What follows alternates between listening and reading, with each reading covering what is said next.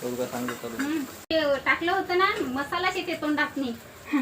आपण जे वाटण वाटलं होतं ना ते मस्त परतलं गेलं. हे बघा तेलात पण मस्त झालं, तेल सुटलं म्हणजे आपला मसाला तयार झाला भाजीसाठी. आता काय करू आपण याच्यात थोडीशी हळद टाकून घेऊ भाजीला कलर यासाठी, आणि चवीपुरतं थोडंसं मीठ टाकून घ्यायचं.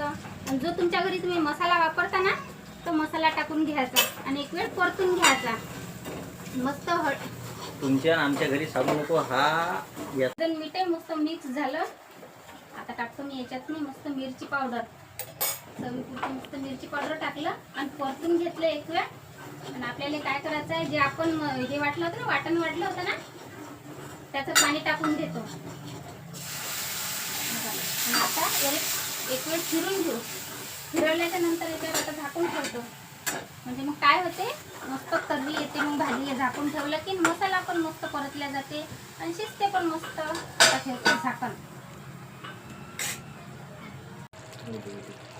किती मस्त तर्री आली आपल्या मसाल्याले.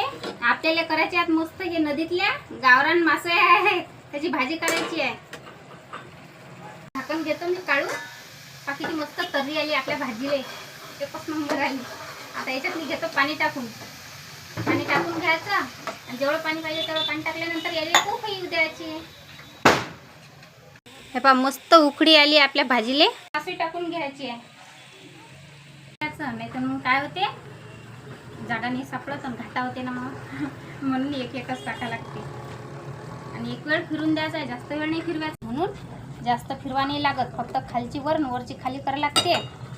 आणि ही मासोळी कशी अशी बातच शिजते ना, एका मिनिटात 1 मिनिटही नाही लागत म्हटलं, एका वाफीतच शिजते नदीची मासोळी.